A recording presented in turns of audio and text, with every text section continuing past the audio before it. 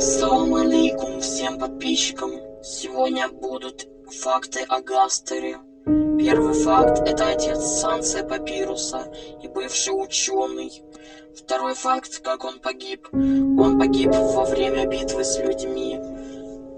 Третий факт — он был ученым королевской семьи Асгора, Турель и Азриэля. Четвертый факт — он изучал человека, то есть Чару. И... Ладно, прикалываюсь.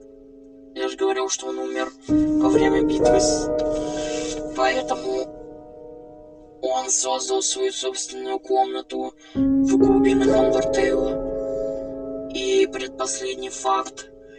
Он живет со своими приспешниками.